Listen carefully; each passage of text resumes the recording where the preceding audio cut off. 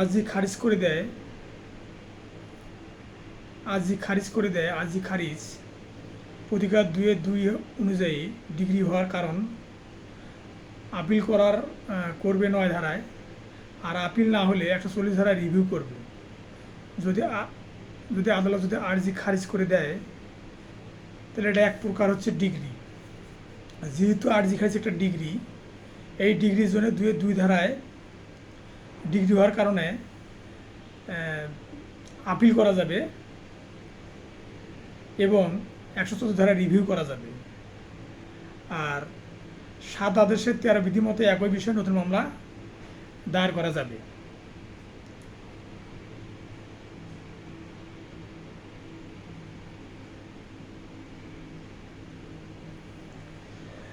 আদেশ অমান্য করে সীমানা প্রাচীর ভেঙে ফেলে এখন প্রতিকার কি? তাহলে 39 আদেশের 1 ও 2 বিধি অনুযায়ী অস্থায়ী নিষেধাজ্ঞা অমান্যের জন্য প্রতিকার বিষয়ে বলা আছে। মানে 39 আদেশে অস্থায়ী নিষেধাজ্ঞা আছে। অস্থায়ী নিষেধাজ্ঞা 1 ও 2 বিধি অনুযায়ী অমান্যের জন্য সিআর মিস কেস মানে সিভিল রুলস অ্যান্ড অর্ডার অনুযায়ী বিবিধ মামলা করা যাবে। আর অস্থায়ী নিষেধাজ্ঞা অমান্য করার কারণে যেহেতু ভায়োলেশন স্যুট হবে, বিবিধ মামলা করা যাবে। এই ভায়োলেশন স্যুট অমান্য করলে তাহলে আদালত থেকে সম্পত্তি ক্রয় এবং 6 মাস দেওয়ানি জেলে আটক করতে পারবে। আর একটি স্ট্যাটাস কুয়ে আদেশ লাভ করে যাহা ছিল সমবায় সংক্রান্ত মামলায় এক্ষেত্রে বিবাদী বাদীর পক্ষে করণীয় কী? তো 7 আদেশের 11D বিধিতে বলা হয় যে মামলা গ্রহণের ক্ষেত্রে বিধিনিষেধ থাকলে বা আইনগত বারিত প্রতীয়মান হলে আদালত আর্জি খারিজের সিদ্ধান্ত দিতে পারে। তাহলে 7 আদেশের 11D বিধিতে বলা হয় মামলা গ্রহণের ক্ষেত্রে বিধিনিষেধ থাকলে বা আইনগত বারিত বা প্রতীয়মান হলে আদালত আর্জি খারিজের সিদ্ধান্ত দিতে পারেন। আর্জি খারিজের সিদ্ধান্তটা দিতে পারেন। তারপর 21 ধারাতে বলা আছে ইখতিয়ার সম্পর্কে আপত্তি, মানে আদালতের ইখতিয়ার সম্পর্কে আপত্তি। যে আদালতে মোকদ্দমা দায়ের করা হয়েছে সেই আদালতের প্রথম সম্ভাব্য সুযোগে বিচার্য বিষয় নির্ধারণের সময় বা পূর্বে ইখতিয়ারের ব্যাপারে আপত্তি উত্থাপন করতে হবে। তা না হলে পরবর্তী ইখতিয়ার সম্পর্কে কোনো আপত্তি আদালত মঞ্জুর করবে না। তাহলে ইখতিয়ার আপত্তি 21 ধারাতে, দেওয়ানি কার্যবিধি 21 ধারাতে ইখতিয়ার আপত্তি সম্পর্কে বলা আছে। এই ইখতিয়ার আপত্তি যদি ইখতিয়ার আপত্তি থাকে তাহলে আদালতে মামলা দায়েরের পর বিচার্য বিষয় গঠনের পূর্বেই ইখতিয়ার সম্পর্কে আপত্তি তুলতে হবে। তা না হলে ইখতিয়ার সম্পর্কে কোনো আপত্তি তোলা যাবে না। শুধুমাত্র ন্যায় বিচারের সাথে এরূপ আপত্তি আদালত মঞ্জুর করতে পারে। আর 22 ধারাতে বলা আছে একাধিক আদালতে দায়েরের ক্ষেত্রে মোকদ্দমা স্থানান্তরের ক্ষমতা। মোকদ্দমা স্থানান্তরের আবেদন শুধুমাত্র বিবাদী করতে পারে সম্ভাব্য প্রথম সুযোগ ও বিচার্য বিষয় নির্ধারণের সময়। তার মানে একাধিক আদালত দায়েরের ক্ষেত্রে মোকদ্দমা স্থানান্তরের ক্ষমতা, মোকদ্দমা স্থানান্তরের আবেদন শুধুমাত্র বিবাদী করতে পারে সম্ভাব্য প্রথম সুযোগ ও বিচার্য বিষয় নির্ধারণের সময় বা পূর্বে মোকদ্দমা স্থানান্তরের জন্য আবেদন করতে হবে। তার মানে সম্ভাব্য প্রথম সুযোগ ও বিচার্য বিষয় নির্ধারণের সময় বা পূর্বে, মানে অর্থাৎ বিচার্য বিষয় নির্ধারণের পূর্বে বা মোকদ্দমা স্থানান্তরের জন্য বিচার্য বিষয় নির্ধারণের পূর্বেই মোকদ্দমা স্থানান্তরের জন্য আবেদন করতে হবে। আর যদি ইখতিয়ার সম্পর্কে আপত্তি থাকে তাহলে এটাও বিচার্য বিষয় গঠনের পূর্বেই ইখতিয়ার সম্পর্কে আপত্তি করতে হবে, পরে আর আপত্তি করা যাবে না। তবে যদি ন্যায় বিচার বিঘ্ন সৃষ্টি হয় তাহলে আপত্তি করা যাবে। 23 ধারা, যে আদালতে আবেদন করতে হবে 23-1 ধারা অনুযায়ী যখন ইখতিয়ার সম্পূর্ণ একাধিক আদালতে একই আপিল আদালতের অধীন হয় তখন উক্ত আপিল আদালতে 22 ধারা অনুযায়ী আবেদন পেশ করা যায়। মানে 23 ধারা অনুযায়ী যে আদালতে আবেদন করতে হয়, অর্থাৎ 23-1 উপধারা অনুযায়ী যখন ইখতিয়ার সম্পূর্ণ একাধিক আদালত একই আপিল আদালতের অধীন হয় তখন উক্ত আপিল আদালতে 22 ধারা অনুযায়ী আবেদন পেশ করা যায়। আর 23-2 ধারা অনুযায়ী যখন অনুরূপ আদালতগুলো বিভিন্ন আপিল আদালতে আওতাধীন হয় তখন হাইকোর্ট বিভাগে আবেদন পেশ করতে হয়। তার মানে 23-1 ধারা অনুযায়ী জেলা ও দায়রা জজে আবেদন করতে হবে মামলা মোকদ্দমা স্থানান্তরের জন্য। আর 23-2 ধারা অনুযায়ী হাইকোর্ট বিভাগে আবেদন করতে হবে। আর 24 ধারাতে বলা আছে স্থানান্তর প্রত্যাহারের সাধারণ ক্ষমতা, মানে 24-এর 1 ধারাতে বলা আছে যে মোকদ্দমা যে কোনো পক্ষের আবেদন কর্মে সকল পক্ষকে নোটিশ দিয়ে এবং তাদের বক্তব্য শোনার ইচ্ছা থাকলে তা শ্রবণ করে বা কোনো নোটিশ প্রদান না করে স্বেচ্ছায় হাইকোর্ট বিভাগ বা জেলা আদালত যে কোনো পর্যায়ে তার অধীনস্থ কোনো আদালত হতে মোকদ্দমা আপিল বা অন্যান্য কার্যক্রম বিচার বা ইখতিয়ার সম্পন্ন যে কোনো আদালত স্থানান্তর করতে পারেন। 24-এর 1-এর এ, মানে তার অধীনস্থ কোনো আদালত হতে মোকদ্দমা আপিল বা অন্যান্য কার্যক্রম বিচার বা ইখতিয়ার সম্পন্ন যে কোনো আদালত স্থানান্তর করতে পারেন। 24-এর 1-এর বি অনুযায়ী মোকদ্দমা আপিল বা অন্যান্য কার্যক্রম প্রত্যাহার করতে পারে। তারপর এর বিচার নিষ্পত্তি করতে পারেন। 24-এর 2 অনুযায়ী বিচার বা নিষ্পত্তির জন্য স্থানান্তর করতে পারেন। 24-এর 3 অনুযায়ী 24-এর 3 উপধারা অনুযায়ী যে আদালত থেকে তা প্রত্যাহার করা হয়েছিল সে আদালতে বিচার। 24-এর 2 ধারা অনুযায়ী কোনো মোকদ্দমা স্থানান্তর প্রত্যাহার করা হয়ে থাকলে যে পর্যায়ে স্থানান্তর প্রত্যাহার করা হয়েছিল সেই পর্যায় হতে বিচার শুরু করতে পারবেন। অর্থাৎ 24-এর 2 ধারা অনুযায়ী মোকদ্দমা স্থানান্তর বা প্রত্যাহার করা হয়ে থাকলে যে পর্যায়ে স্থানান্তর বা প্রত্যাহার করা হয়েছিল সেই পর্যায়ে বিচার শুরু করতে পারবে। 24-এর 4 ধারা অনুযায়ী ক্ষুদ্র বিষয়ক আদালত থেকে কোনো মোকদ্দমা স্থানান্তর বা প্রত্যাহার করে যে আদালতে নেওয়া হবে সে আদালত ক্ষুদ্র বিষয়ক আদালত বলে গণ্য হবে। 89-এর এ 3 উপধারা অনুযায়ী কোনো বিরোধ মধ্যস্থার ক্ষেত্রে আইনজীবী তাদের সংশ্লিষ্ট মক্কেল এবং মধ্যস্থকারীগণের পারস্পরিক সম্মতিতে ফি নির্ধারিত হবে। তার মানে আমরা জানি যে 89-এর এ থেকে 89-এর ই পর্যন্ত এডিআর আছে, অর্থাৎ অল্টারনেটিভ ডিপোজিট রেজলিউশন, যেটাকে আমরা মধ্যস্থতা বলি বাংলায়। 89-এর এ 2 উপধারা অনুযায়ী আদালত শুরুতেই নিজ থেকে মধ্যস্থতাকারী নিয়োগ দিতে পারেন না। প্রথমে পক্ষদ্বয় নিজেরা মধ্যস্থতাকারী নিয়োগ দিবে, তারা ব্যর্থ হলে তখন আদালত মধ্যস্থতাকারী নিয়োগ দিতে পারেন। আর 89-এর এ 3 উপধারা অনুযায়ী কোনো বিরোধ মধ্যস্থতার ক্ষেত্রে আইনজীবী তাদের সংশ্লিষ্ট মক্কেল এবং মধ্যস্থতাকারীগণের পারস্পরিক সম্মতিতে ফি নির্ধারিত হবে।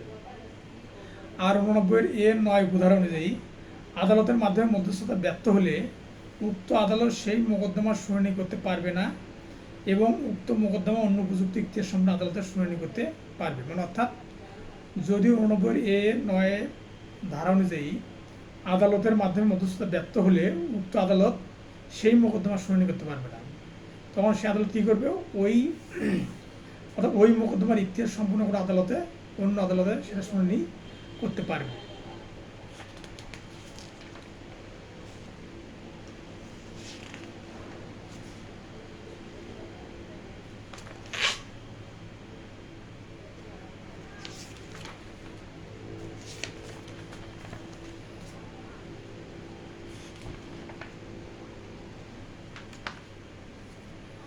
শর্তের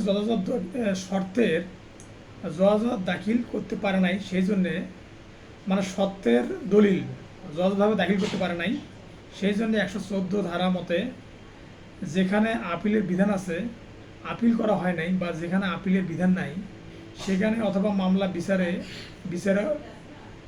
উপস্থাপিত হয় নাই এমন সাক্ষ্য বা গুরুত্বপূর্ণ ঘটনা রায়ের পর বা আদেশ প্রদানের সময় উদ্ঘাটন হলে রিভিউর আবেদন করা যায়। মানে শর্তের দলিল যথাযথভাবে দাখিল করতে পারে নাই, সেই জন্য 114 ধারা মতে যেখানে আপিলের বিধান আছে আপিল করা হয় নাই বা যেখানে আপিলের বিধান নাই সেখানে অথবা মামলা বিচারে উপস্থাপিত হয় নাই এমন সাক্ষ্য বা গুরুত্বপূর্ণ ঘটনা রায়ের পর বা আদেশ প্রদানের সময় উদ্ঘাটন হলে রিভিউর আবেদন করা যায়। তার মানে কোনো মামলায় আপনি যদি হেরে যান তাহলে হেরে যাওয়া মানে যুক্ত হয় নাই, যদি এটা আপনার কাছে মনে হয় তাহলে আপনি সেটা রিভিউ করতে পারবেন। 151 অনুচ্ছেদ অনুযায়ী হাইকোর্টের ডিগ্রি বা আদেশের বিরুদ্ধে আপিল 20 দিনে, অর্থাৎ 151 অনুচ্ছেদ অনুযায়ী 20 দিনের মধ্যে হাইকোর্টে ডিগ্রি বা আদেশের বিরুদ্ধে আপিল করা যায়। মানে 20 দিনে হাইকোর্ট বিভাগে 20 দিনের মধ্যে 151 অনুচ্ছেদ অনুযায়ী হাইকোর্টে ডিগ্রি বা আদেশের বিরুদ্ধে আপিল 20 দিনে করতে হয়। 152 অনুচ্ছেদ অনুযায়ী 30 দিনের মধ্যে জেলা জজের ডিগ্রি বা আদেশের বিরুদ্ধে আপিল করতে হয়। 153 ধারা অনুযায়ী 30 দিনের মধ্যে হাইকোর্ট হাইকোর্টে হাইকোর্টে হাইকোর্টের নিচে মানে হাইকোর্টের অধীনস্থ আদালতে আপিল করতে হয়। তারপরে 154তে এটা হচ্ছে আমরা জানি যে 150 থেকে 157 অনুচ্ছেদ পর্যন্ত এটা হচ্ছে আপিল দায়েরের তামাদি সময় বা আপিলের অনুচ্ছেদ। তাহলে আপিল দায়ের অনুচ্ছেদের মধ্যে 151, 52, 53 এটা হচ্ছে দেওয়ানি আপিল দায়েরের তামাদি সময়। আর 156, 154, 154, 55 এবং 56, 57 এগুলো হচ্ছে তা ফৌজদারি কাজবিধি আপিল দায়েরের সময়।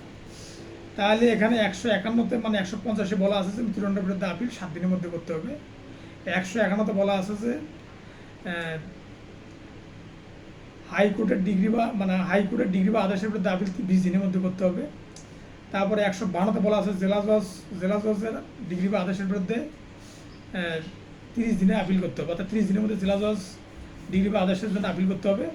তারপরে 153তে হাইকোর্টের নিচে আদালত মানে অর্থাৎ হাইকোর্টের যে অধীনস্থ আদালত আছে সেই আদালত 30 দিনের মধ্যে আপিল করতে হবে 153 অনুচ্ছেদ অনুযায়ী।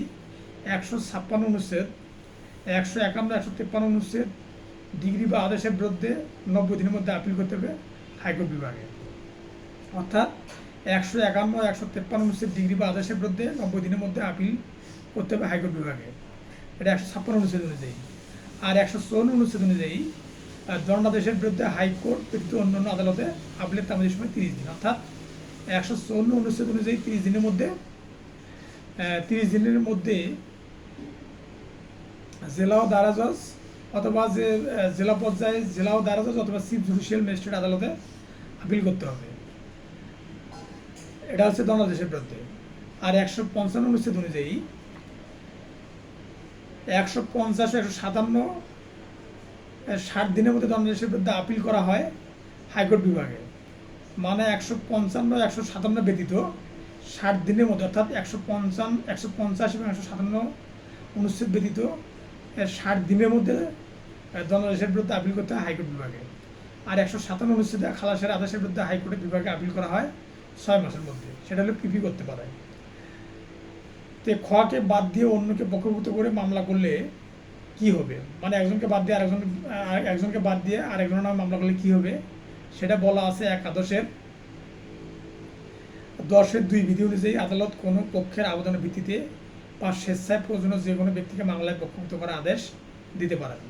তাহলে এখানে প্রশ্ন হচ্ছে যে খকে বাদ দিয়ে অন্যকে পক্ষভুক্ত করে মামলা করলে কি হবে। তাহলে একাদশের 10-2 বিধি অনুযায়ী আদালত কোনো পক্ষের আবেদনের ভিত্তিতে বা স্বেচ্ছায় প্রয়োজনীয় যে কোনো ব্যক্তিকে মামলায় পক্ষভুক্ত করার আদেশ দিতে পারেন। একাদশে 13 বিধি মতে ভুল বাদীর নামে মামলা হলে তার বিরুদ্ধে আপত্তি উত্থাপন করা যায়। মানে একাদশের 13 বিধি মতে ভুল বাদীর নামে মামলা হলে তার বিরুদ্ধে আপত্তি উত্থাপন করা যায়। আর একাদশে 10-2 বিধি অনুযায়ী আদালত কোনো পক্ষের আবেদনের ভিত্তিতে স্বেচ্ছায় বা প্রয়োজনীয় যে কোনো ব্যক্তিকে মামলায় পক্ষভুক্ত করার আদেশ দিতে পারেন। একাদশের 10 বিধি মতে আদালত সন্তুষ্ট হলে বাদীকে মামলা থেকে বাদ দেওয়ার নির্দেশ দিতে পারেন। তাহলে এখানে বাদ দেওয়ার বিষয় আছে এবং এক আদেশের অর্থাৎ এক আদেশের 10 বিধি অনুযায়ী এখানে বাদীকে মামলা থেকে বাদ দেওয়ার নির্দেশ দিতে পারে এবং বাদীকে এবং কোনো বাদী বা বিবাদীকে পক্ষভুক্ত করারও আদালত আদেশ দিতে পারে। তাই 8 আদেশের 3 বিধি মতে বিবাদী লিখিত বিবৃতিতে কোনো কিছু অস্বীকার করলে সুনিষ্ঠভাবে অস্বীকার করতে হবে। তাহলে 8 আদেশের 3 বিধি মতে বিবাদীর লিখিত বিবৃতিতে কোনো কিছু অস্বীকার করলে সেটা সুনিষ্ঠভাবে অস্বীকার করতে হবে। আদালতের নির্দেশ পালনে ব্যর্থ হলে পরিত্রাণ কি হতে পারে, মানে আদালতের যদি একটা নির্দেশ দেয় সেটা যদি পালনে ব্যর্থ হন তাহলে কি পরিত্রাণ পেতে পারে বা কি হতে পারে, সেটা করণীয় কি। তাহলে 11 আদেশের 21 বিধি অনুযায়ী যদি বাদীকে কোনো দলিল উপস্থাপনা আদেশ দেওয়া হয় এবং তা তিনি করতে ব্যর্থ হয় তাহলে পরিচালনার অভাবে তার মোকদ্দমা খারিজ হওয়ার জন্য সে দায়ী হবে। তাহলে আদালতের নির্দেশ পালনে ব্যর্থ হলে কী হবে? মামলা খারিজ হয়ে যাবে। এটা হলে 11 আদেশের 21 বিধি অনুযায়ী যদি বাদীকে কোনো দলিল উপস্থাপনের আদেশ দেওয়া হয় এবং তিনি তা করতে ব্যর্থ হন, তাহলে পরিচালনার অভাবে তার মোকদ্দমা খারিজ হওয়ার জন্য সে দায়ী হয়। আবার 43 আদেশের 1 বিধি মতে সে আপিল করতে পারবেন। আমরা জানি যে 43 আদেশের 1 বিধিতে 25টা আদেশ আছে যেগুলো আপিল করা যায়। তাহলে 43 আদেশের 1 বিধি মতে এটা কি করা যাবে? এটা যদি মামলা খারিজের আদেশ দেয় তাহলে সেটাকে আপিল করা যাবে। আচ্ছা, 2005, 2006, 2007 সালে ভাড়া পায়। এখন সেই ব্যক্তি মামলা করছে শুধু 2007 সালে। তা পরবর্তীতে 2005 ও 6 সালের জন্য সে দাবি করতে পারবে কিনা? এটা 2 আদেশের 3 বিধি মতে, 2 আদেশে লেখা আছে মোকদ্দমার কারণ। তো 2 আদেশের 3 বিধি মতে কোনো ব্যক্তি একই কজ অফ অ্যাকশনের অধীনে একাধিক দাবির দাবিদার হলে তাকে সব দাবি একসাথে চাইতে হবে। না চাইলে ওই দাবিগুলো পরিত্যাগ করেছে বলে গণ্য হবে। অর্থাৎ সে 2004, 5, 6 সালে ভাড়া পায়, সে 6 সালে ভাড়া দাবি করছে। সেক্ষেত্রে সে আর 2004, 5-এর ভাড়া দাবি করতে পারবে না। কী অনুযায়ী? সেটা হলো 2 আদেশের 3 বিধি অনুযায়ী সেটা আর করতে পারবে না। কারণ এখানে বলা আছে কোনো ব্যক্তি একই কজ অফ অ্যাকশনের অধীনে একাধিক দাবির দাবিদার হলে তাকে সব দাবি একসাথে চাইতে হবে। তারপরে এখানে যদি কেউ ক্ষতিগ্রস্ত হয় তাহলে কত ধারায় মামলা করা যাবে? এখানে 19 ধারায় বলা আছে, 19 ধারায় বলা আছে কোনো ব্যক্তি বা স্থাবর সম্পত্তি প্রতি এক আদালতের ইখতিয়ারে স্থানীয় সীমারেখার মধ্যে ক্ষতি সাধন করা হলে এবং বিবাদী অন্য আদালতের ইখতিয়ারে স্থানীয় সীমারেখার মধ্যে বসবাস করলে বা ব্যবসা করলে বা লাভজনক কাজ করলে বাদী 2 আদালতের যে কোনো একটিতে ক্ষতিপূরণ মোকদ্দমা দায়েরের মোকদ্দমা করতে পারবে।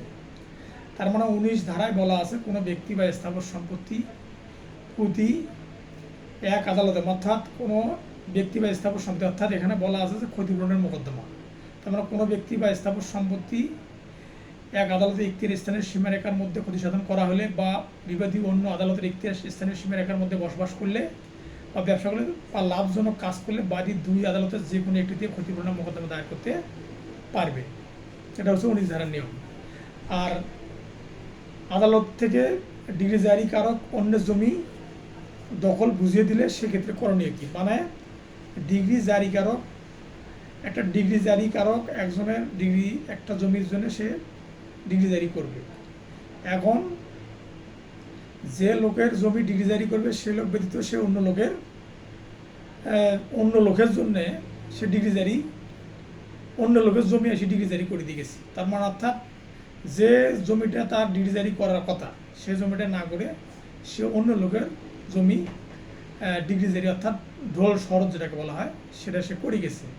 তাহলে সেক্ষেত্রে যে লোকের জমি ডিগ্রি জারির জন্য ঘোষণা করে গেছে বা বলে গেছে জারিকারক, সেক্ষেত্রে ওই যে লোকের জমি এটা করে গেছে সেই লোক করণীয়টা কি? সেই লোক হচ্ছে 21 আদেশের 100 বিধি মতে যে ক্ষেত্রে দায়ী, মানে যে লোক 21 আদেশের 100 বিধি মতে সে কী করতে পারবে? আদালতে আবেদন করতে পারবে। এবং আদালতে আবেদন করলে আদালত কী করবে? আদালত সেটাকে যাচাই বাছাই করার জন্য তারিখ নির্ধারণ করবে এবং সে যদি সত্যি যদি জারিকারক অন্য লোকের জমি যে জমিটা ডিগ্রি জারি করার কথা সেই জমিটা ডিগ্রি জারি না করে অন্য জমি ডিগ্রি জারি করে আসে এবং দখল অর্পণ করে আসে, তাহলে সেটা আদালত ফিরিয়ে দিতে পারবে। তার মানে এখানে 21 আদেশের 100 বিধি মতে তাহলে তাকে যে লোকের জমি দিয়ে দেবে সেই লোককে কী করতে হবে?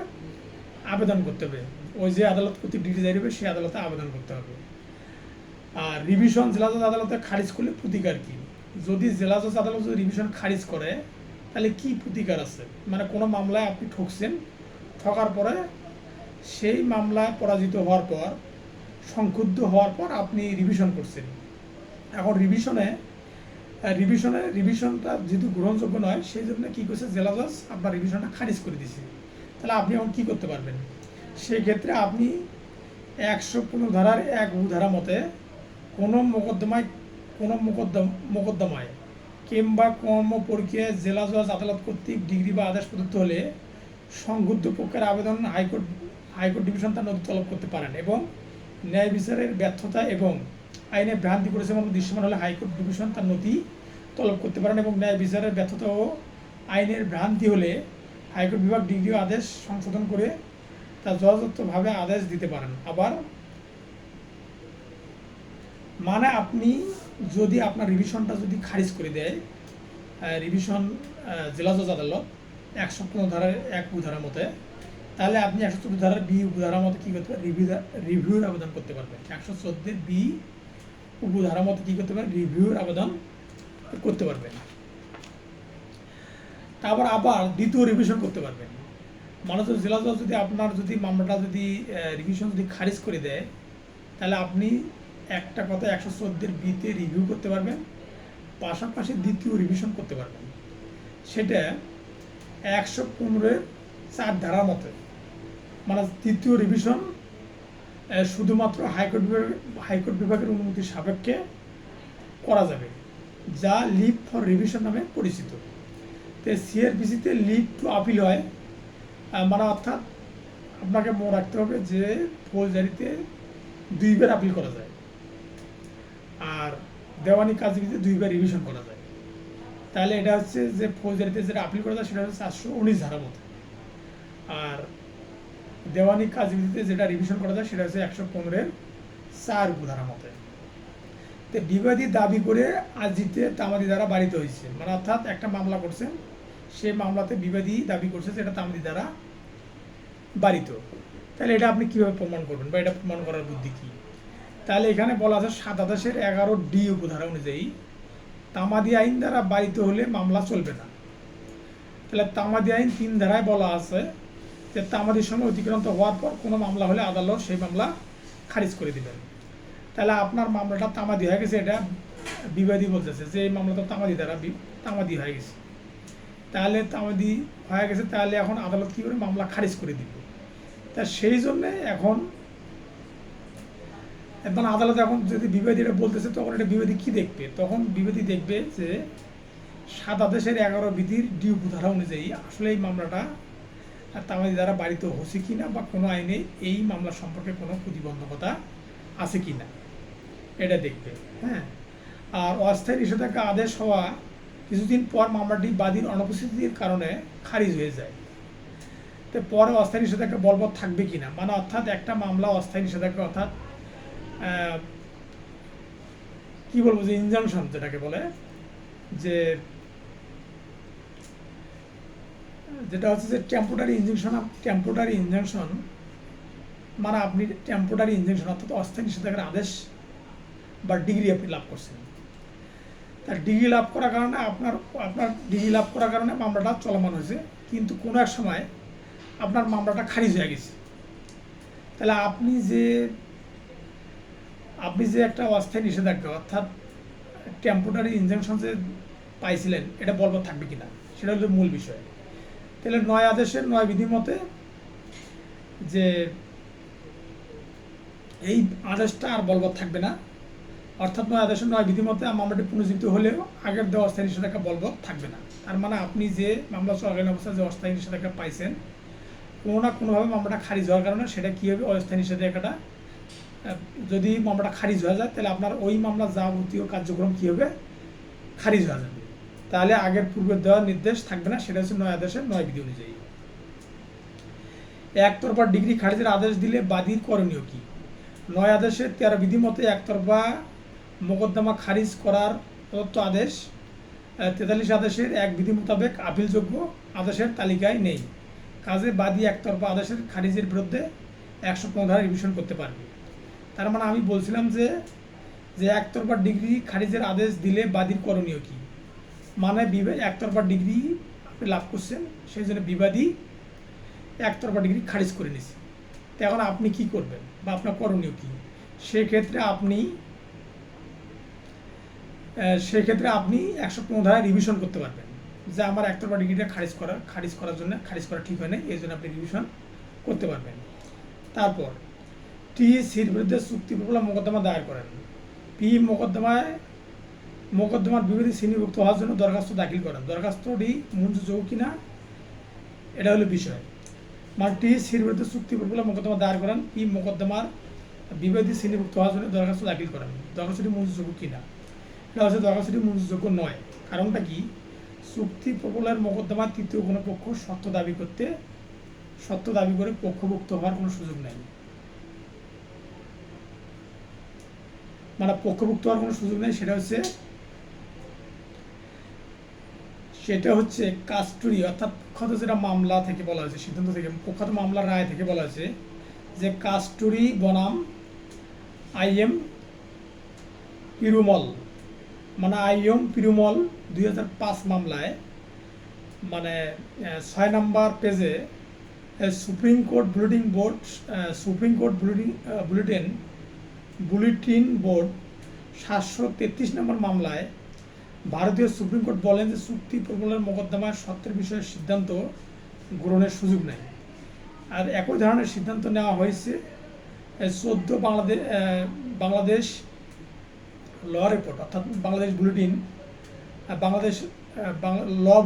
বাংলাদেশ বুলেটিন আপিলেট ডিভিশন 16 নম্বর মামলায়।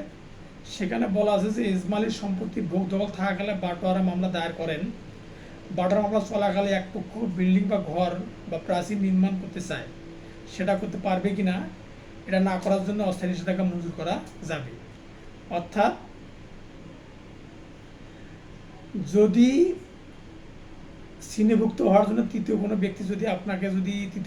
ব্যক্তি যদি সেটা পক্ষভুক্ত হতে চায়, সেটা হতে পারবে না। সেটা হচ্ছে যে এই কাস্টডি বনাম আইএম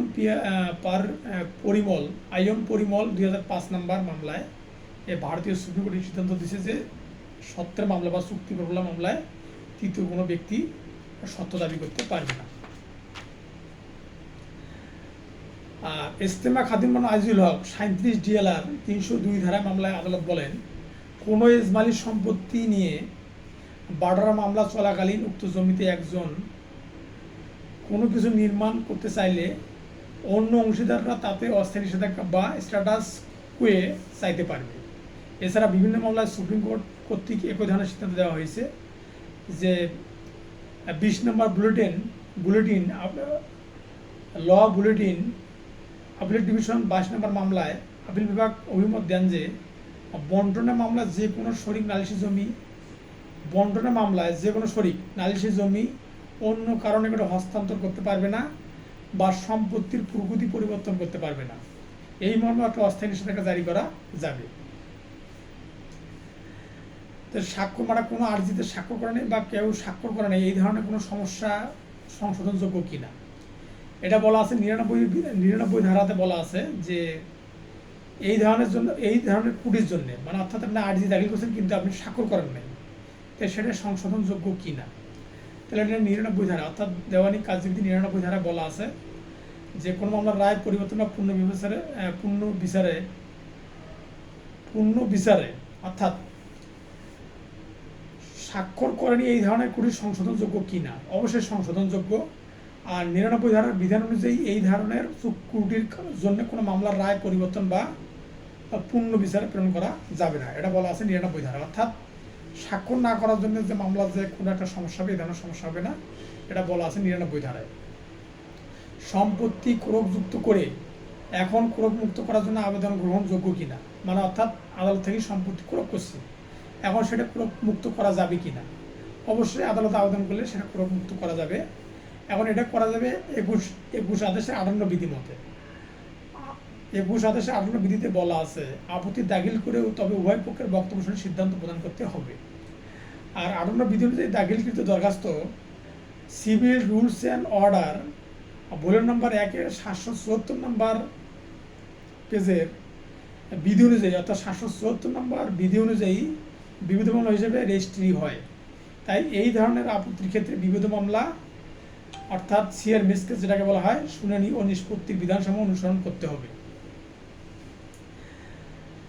আর 59 বিধি অনুযায়ী দরখাস্তকারীকে প্রমাণ করতে হবে যে ক্রোকের তারিখে সে ক্রোকবদ্ধ সম্পত্তিতে দখলে ছিল এবং বা ওই সম্পত্তি তার স্বার্থ ছিল।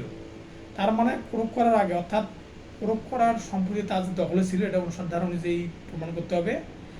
আর 21 আদেশের 58 বিধি অনুযায়ী সিআরও মানে civil rules and order volume number 1 774 number বিধি অনুযায়ী বিবিধ মামলা হিসেবে রেজিস্ট্রি হবে। অর্থাৎ আপনার জমি ক্রপ করছে এবং আপনি ক্রপ মুক্ত করার জন্য আবেদন করছেন, এটা অবশ্যই আবেদন গ্রহণযোগ্য এবং এটার জন্য আপনাকে বিবিধ মামলা দায়ের করতে হবে। সেটা হচ্ছে সিআরও ভলিউম নম্বর 1 এবং 774 নম্বর বিধি অনুযায়ী।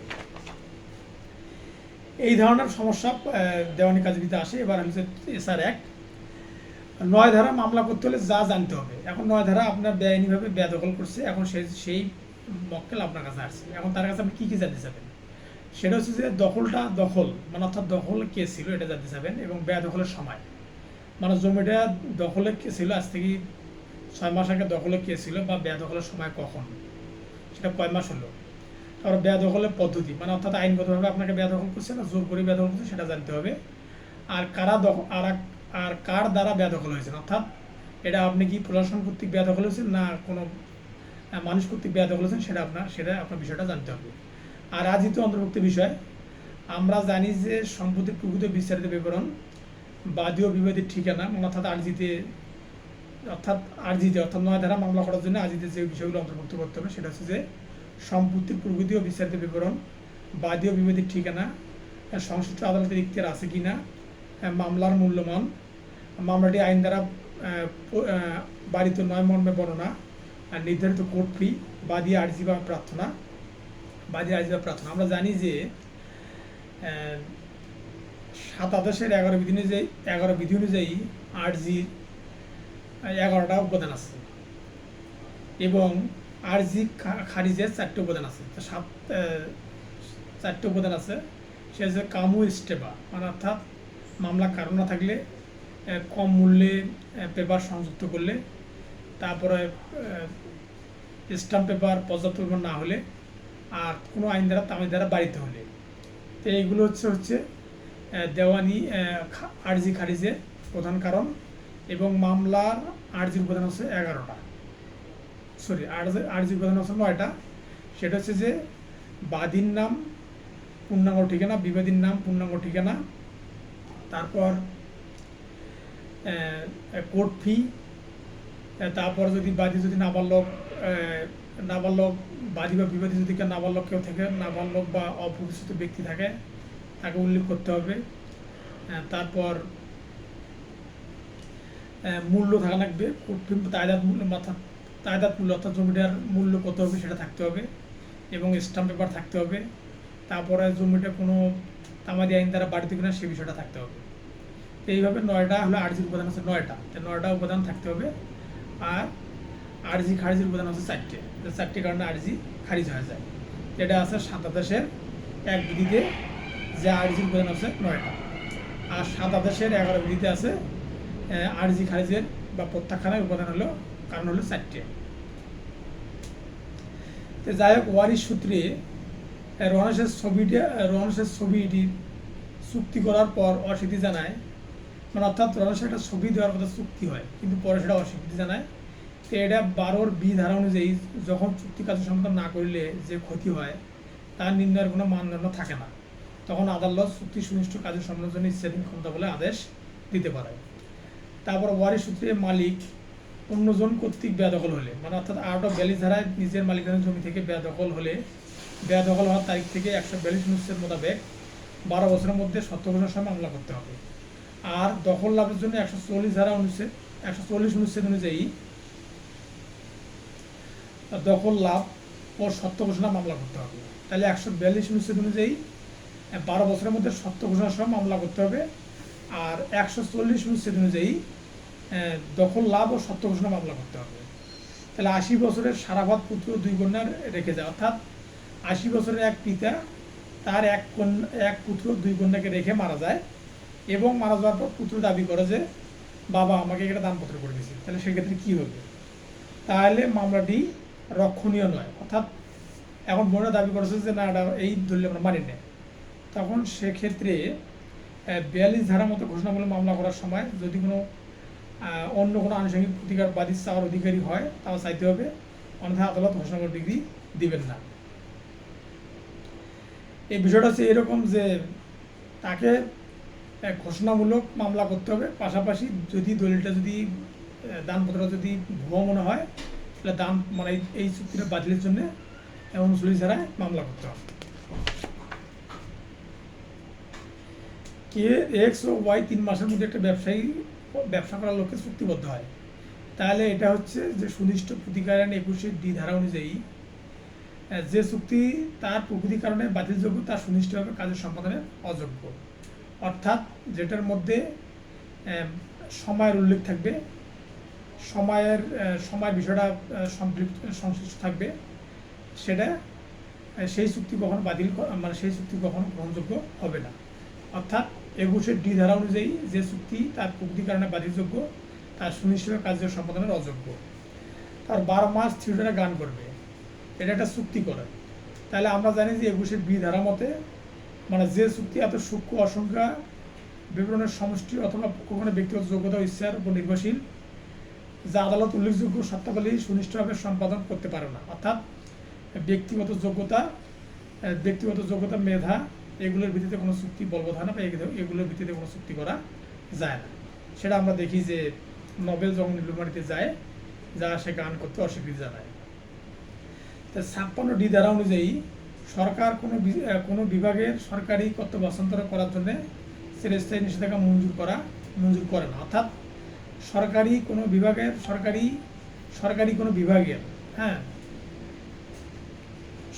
বিভাগের কর্তব্য হস্তক্ষেপে করার জন্য চিরস্থায়ী নিষেধাজ্ঞা আদালত কখনোই মঞ্জুর করে না। অর্থাৎ সৌন্দর্য বর্ধনের জন্য যদি আপনার রাস্তার পাশে বা আপনার বাড়ির পাশে যদি কেউ কোনো কিছু তৈরি করে এবং সেটা যদি সরকারি রাস্তা হয়, তাহলে স্থানীয় সরকার প্রকৌশল বিভাগ যদি করে, তাহলে আপনি এখানের তাদের কাজ বন্ধ করার জন্য স্থায়ী নিষেধাজ্ঞা নিতে পারবেন, অস্থায়ী নিষেধাজ্ঞা নিতে পারবেন না।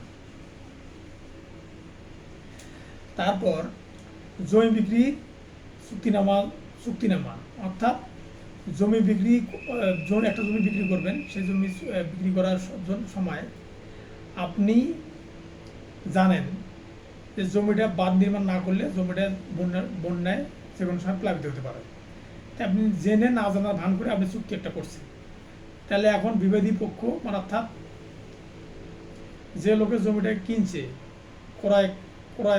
ক্রয়কারী, তা সে কোনো মামলা করতে পারবে কি না। তো অর্থাৎ এমন পরিস্থিতি চুক্তি সম্পন্ন করা হয়েছে যে তার বাদীকে প্রতিবাদীর উপর অন্যায় সুবিধা প্রদান করেছে, যদিও সেখানে বাদী পক্ষ থেকে কোনো জালিয়াতি বা ভুল বিবরণ নাও থাকতে পারে, এক চুক্তি কাজ করার জন্য প্রবল ডিগ্রি পেতে পারে না। অর্থাৎ এখন যা চুক্তি হয়ে গেছে, এটা 22-1 ধারা মতে এটা কি করে, এটা চুক্তি প্রবলের মোকদ্দমা করতে পারে না এবং এই চুক্তিটা সুনিশ্চিতভাবে কার্যকর করার জন্য সে কোনো মামলা করতে পারে না। এখানে 22-1 ধারাতে বলা আছে যে ক্ষেত্রে বাদীকে বিবাদীর উপর অন্যায় সুবিধা প্রদান করেছে। তার মানে যদি আপনি অন্যায় সুবিধা প্রদান করেও থাকেন, সেক্ষেত্রে সেটা বাস্তবায়ন করতে পারবে না। তা 8 লাখ টাকার ডিগ্রি করে 8 লাখ টাকা জমি একটা বিক্রি করায়, পরে অন্য বিবাদীর কাছে, অন্য লোকের কাছে 10 লাখ টাকা বিক্রি করতে, এটা কতটা কার্যকরযোগ্য, এটা একটা বিষয়। এটা 27B ধারাতে বলা আছে যে কোনো ব্যক্তি যদি অন্য কোনো ব্যক্তির কাছ থেকে চুক্তিমূলক কোনো সম্পত্তি অধিকার লাভ করে, তাহলে তিনি অন্য যে কোনো ব্যক্তির মধ্যে চুক্তি সুনিশ্চিত প্রতিকার দাবি করতে পারে। তার মানে আপনার কাছে জমিটা বিক্রি করছে 8 লাখ টাকা, ওই একই মালিক আবার আরেকজনের কাছে জমিটা বিক্রি করছে 10 লাখ টাকা, তাহলে আপনি 8 লাখ টাকা জমিটা কেনার পর আপনি দখল সূত্রে মালিক হয়ে গেছেন। তারপরে ওই জমিটা বিক্রি করছে আরেকজনের কাছে 10 লাখ টাকা, তাহলে এখন এই দায়ভারটা যাবে কারণ, অর্থাৎ আপনি যেহেতু আগে কিনছেন, এই জন্য আপনাকে এই সমস্যা আপনাকেই সমাধান করতে হবে। তো বিবাহ যথাযথভাবে সম্পূর্ণ হয়েছে সেই মর্মে আদালত ঘোষণা প্রদান করেন। এখন অন্যজনে এসে দাবি করে যে বিবাহ হয় নাই, স্বামী স্ত্রী বিবাহ করছে, এটা আদালত অলরেডি ঘোষণা দিয়ে দিচ্ছে। এখন কয়েক বছর পর একজন ব্যক্তি এসে বলতেছে যে না, এটা বিয়ে করে নাই বা এটা বিয়ে হয় নাই বা এটা এই ধরনের বিয়ে হতে পারে না, তো তখন আপনার করণীয়টা কি? তো এখানে বলা আছে যে 43 ধারার মতো বলা আছে যে ঘোষণামূলক মামলা কেবল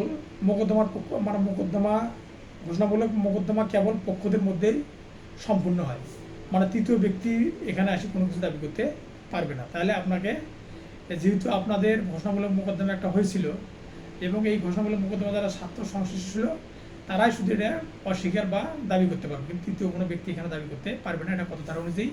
43 ধারা অনুযায়ী।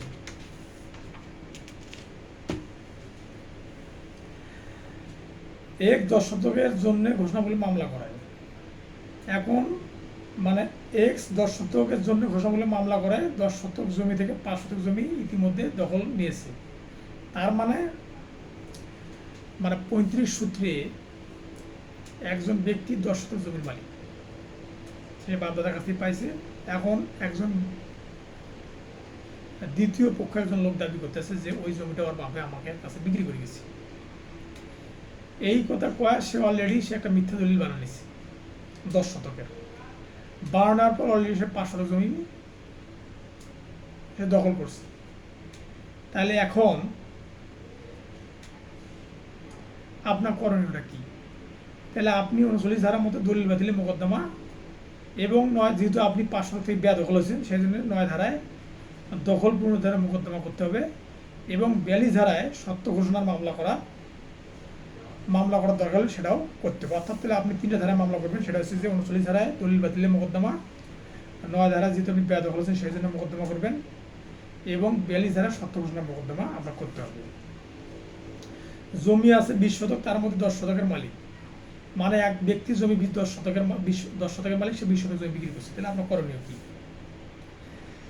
তাহলে 38 ধারা অনুযায়ী চুক্তি রদ করা যায়, বা যার পক্ষে করা হয় আদালত ন্যায় বিচারের স্বার্থে ওই পক্ষকে নির্দেশ দিতে পারেন উপর পক্ষকে ক্ষতিপূরণ প্রদান করার জন্য। তার মানে আপনি সে জমি মালিক 10 শতক, সে আপনার কাছে 20 শতক জমি বিক্রি করছে। তাহলে আপনি কি করতে পারবেন? আপনি 38 ধারা অনুযায়ী চুক্তি বাতিলের মোকদ্দমা করতে পারবেন, এবং যে 10 শতক জমির টাকা বেশি নিছে সেই টাকা সে ফেরত দিবে, এবং এটা ক্ষতিপূরণের জন্য আদালত আদেশ দিতে পারে। আর 25 ধারার অধীনে উক্ত চুক্তি রদের মামলা গ্রহণীয় নয়। 25 ধারা চুক্তি বাতিলের জন্য 3টে বিষয়ে থাকতে হবে। যে চুক্তি তার প্রকৃতির কারণে বাতিলযোগ্য বা বাদী কর্তৃক বিলোপযোগ্য, আর যে চুক্তিটি বেআইনি বা বাদীর চেয়ে বিবাদী অধিকতর দোষী, বিক্রয় বা এজারা চুক্তির মূল্য বা আদালতের নির্দেশ মতে অর্থ পরিশোধ করতে ব্যর্থ হলে। দলিল দানকারী বলেন আমি দলিল করি দেই নাই। এখন যে দলিল করছে সে বলতেছে আমি দলিল করে দিই নাই। তাহলে আপনারা জমি দলিল করে দিয়েছেন, এবং যে জমি দলিল করে দিয়েছেন সে বলতেছে আমি দলিল করে দিই নাই। তাহলে এখন আপনার করণীয়টা কি? তাহলে আপনি 42 ধারার মতে ঘোষণামূলক মামলা করতে পারবেন, এবং ঘোষণামূলক মামলার সাথে যে আনুষঙ্গিক প্রতিকারগুলো দরকার, জমি যদি সংশোধন করা লাগে সেটা যাবেন, এবং ঘোষণামূলক মামলা করবেন একটা। তাই আইনজীবী হয়ে হিন্দু বিধবা জমি হস্তান্তরের দলিল করে নেন, মানে অর্থাৎ আপনি একজন সহজ সরল লোকের জমি দলিল করে নেন যে জমিটা আমার নামে করে দাও, পরে এটা মীমাংসা হলে বা কোনো সমস্যার সমাধান হলে আমি পরে জমিটা তোমাকে দিয়ে দেবো, এই কথা বলে আপনি একজন সহজ সরল মানুষের জমি দলিল করে নেন। তাহলে এখন এই ব্যক্তি কি করতে পারবে? এটা 25 ধারা অনুযায়ী মানে কি করতে পারবে? সে দলিল বাতিলের মামলা করতে পারবে। এখানে বলা আছে যে আপাতত দৃশ্যমান নাই এমন কোনো কারণে চুক্তি অবৈধ হলে বা বাদীর চেয়ে বিবাদীকে বেশি দোষী করা হলে আদালত লিখিত চুক্তি বাতিল করতে পারেন। তাহলে 25 ধারা অনুযায়ী কী করবে? চুক্তি বাতিলের মামলা করতে পারবে। হ্যাঁ, চুক্তি রদ। আর এটা হচ্ছে দলিল বাতিল 39 ধারা। আর 42 ধারায় বলা আছে লিগ্যাল ক্যারেক্টার কী। 42 ধারায় উল্লিখিত লিগ্যাল ক্যারেক্টার কোনো মোকদ্দমার কারণে উদ্ভবের সাথে বাদীর আইনগত চরিত্র বা লিগ্যাল ক্যারেক্টার বিষয়টি জড়িত। যদি বাদীর কোনো অবস্থানে না থাকে তাহলে সেখানে তার কোনো অধিকারও থাকতে পারে না। ফলে দেওয়ানি আদালত প্রতিকার পাওয়ার জন্য মামলা দায়ের করার কোনো কারণে উদ্ভব হতে পারে না। যদি আপনার লিগ্যাল ক্যারেক্টার না থাকে তাহলে আপনি মামলা দায়ের করতে পারবেন না। এটা বলা আছে 11 আপিলেট ডিভিশন 117 নম্বর মামলায়। একটা নিয়োগ পরীক্ষায় লিখিত পরীক্ষা আপনি উত্তীর্ণ হয়েছেন, ভাইবা দিয়ে নিয়োগ পাওয়ার মানে আপনি লিখিত পরীক্ষা দিয়ে, অর্থাৎ লিখিত পরীক্ষা দিয়ে আপনি উত্তীর্ণ হচ্ছেন না, ভাইবা দিয়ে আপনি এখন জয়েন করবেন, কিন্তু ভাইবা নিচে নেওয়ার পর আপনাকে আর নিয়োগ দেয়নি, তাহলে কিন্তু আপনি লিগ্যাল ক্যারেক্টার না, অর্থাৎ আপনি বৈধ আইনগত অধিকার কিন্তু এখনো পান নাই, সেই জন্য আপনি ঘোষণামূলক মোকদ্দমা করতে পারবেন না। 42 ধারার মধ্যে কোনো ব্যক্তির আইনগত অধিকার বা আইনগত অবস্থানের উপর কেউ হস্তক্ষেপ করলে বা সে অধিকার বা অবস্থান অস্বীকার করলে যে ব্যক্তি আদালতে ঘোষণামূলক মোকদ্দমা দায়ের করতে পারবে। সুতরাং 42 ধারার প্রতিকার পেতে হলে বাদীর লিগ্যাল ক্যারেক্টার প্রমাণ করা বাধ্যতামূলক। তার মানে আপনি লিখিত পরীক্ষা দিয়েছেন, ভাইবা পরীক্ষা দিয়ে আপনি যখন অ্যাপয়েন্টমেন্ট পাবেন বা যখন আপনি অ্যাপয়েন্টমেন্ট পাওয়ার পর চাকরি করার পর তখন আপনি লিগ্যাল ক্যারেক্টারের সার্টিফিকেট পাবেন, তাছাড়া আপনি পাবেন না। বিধবা হিন্দু মহিলার যুক্তিসঙ্গত কারণ ছাড়া জমির ক্ষতি করতে চাইলে ভাবি উত্তরাধিকারী প্রতিকার কী। মানে এখন আপনার বউ অর্থাৎ একজন হিন্দু মহিলা, তার স্বামী মারা গেছে, স্বামীর জমি ছিল 15-20 বিঘার মতো, 20 বিঘা জমি ছিল। তো 20 বিঘা জমি থাকার সময় স্বামী মারা গেছে, এখন স্বামীর অবর্তমানে সে ওই জমিগুলোর মালিক, কিন্তু ভাবি উত্তরাধিকারী, অর্থাৎ সে তো জমির প্রকৃত মালিক না, অর্থাৎ ভাই ভাতিজা যারা থাকবে তারা হচ্ছে জমির প্রকৃত মালিক, এবং সে যতদিন পর্যন্ত বেঁচে থাকবে ততদিন পর্যন্ত সে ওই জমিগুলো ফসলাদি উৎপাদন করে খাইতে পারবে, সেই জন্য সে আপাতত মালিক। তাহলে ওই বিধবা হিন্দু মহিলা জমি অন্য জায়গায় বিক্রি করতে চাইলে সেটা ভাতিজারা সেটা কী করতে পারবে, আর নিষেধাজ্ঞা চিরস্থায়ী নিষেধাজ্ঞার মামলা করতে পারবে 16 ধারা অনুযায়ী। তো স্নেহ ভালোবাসায় বশবর্তী ভাতিজা ভাতিজিকে সম্পত্তি দেন, মানে যদি কেউ যদি স্নেহ ভালোবাসায় বশবর্তী হয়ে যদি কোনো পত্তনি দেয়, পত্তনি দেওয়ার পর যদি ওই জমিটা ফেরত চায়, তাহলে সেটা ফেরত দিতে পারবে না। সেটা কোন ধারা অনুযায়ী? 25 ধারার সি উপধারা অনুযায়ী। কোনো সম্পত্তি নিয়ে যদি পূর্বের কোনো বিলি ব্যবস্থা বা পত্তন থাকে, তাহলে তা নিয়ে পরবর্তী কোনো বিক্রয় বা বন্ধক প্রদান করা চুক্তি করতে পারবে না বা বলবৎ করা যাবে না। তাহলে স্নেহ ভালোবাসায় বশবর্তী হয়ে যদি আপনি কোনো কিছু দান করেন, তাহলে কিন্তু সেটা পরবর্তীতে আর ফেরত নেওয়া যাবে না। এটা আছে 25-এর সি ধারাতে। নাবালকের সম্পত্তি অনুমোদনহীন অভিভাবক বিক্রয় চুক্তি নিবন্ধন করেন এবং 1 লাখ টাকা গ্রহণ করেন, অর্থাৎ নাবালকের সম্পত্তি বিক্রয় করেন অনুমোদনহীন এক ব্যক্তি, বিক্রয় চুক্তি করেন এবং 1 লাখ টাকা নেন, তা সেটার বিরুদ্ধে আপনার মানে নাবালকের করণীয় কী? নাবালক 39 ধারার মতো যে ব্যক্তির বিরুদ্ধে কোনো লিখিত দলিল বাতিল বা বাতিলযোগ্য, সেই ব্যক্তি দলিল বাতিলের জন্য মোকদ্দমা করতে পারবে। আদালত ইচ্ছাধীন ক্ষমতা বলে দলিল অর্পণ বা বাতিলের আদেশ দিতে পারবে। তাহলে 41 ধারা অনুযায়ী দলিল বিলুপ্তি রায় প্রদানের সময় আদালত যে পক্ষে রায় দিবে, অর্থাৎ যে ব্যক্তি জমিটা নামে করে নিয়েছিল, দলিল করে নিয়েছিল, সেই ব্যক্তিকে ক্ষতিপূরণ দেওয়ার জন্য অথবা নির্দেশ দিতে পারে।